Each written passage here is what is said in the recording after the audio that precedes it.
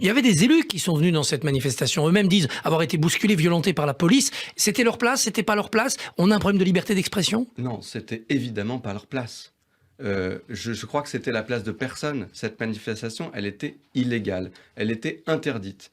Et moi, quand je vois des élus de la NUPES s'associer à cette forme de violence, légitimer cette forme de violence, puisqu'on voit Mme Rousseau qui soutient la désobéissance civile, M. Coquerel aussi, c'est inacceptable. Parce que, réfléchissons 2 minutes.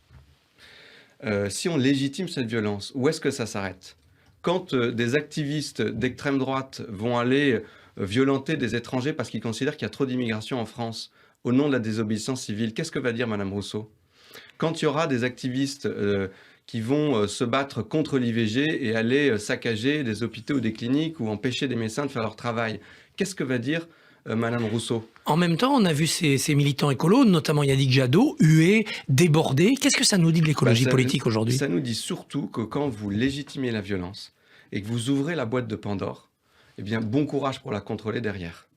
Et donc, vraiment, moi, j'en appelle aux plus raisonnables dans la NUPES, les députés PS, les députés écolos, pour ceux qui sont encore raisonnables, les députés communistes. Je leur dis merci de cesser ça. Cesser les appels à la désobéissance civile, cesser cette forme de légitimation de la violence, parce que quand on ouvre ça, on ne sait pas où ça s'arrête.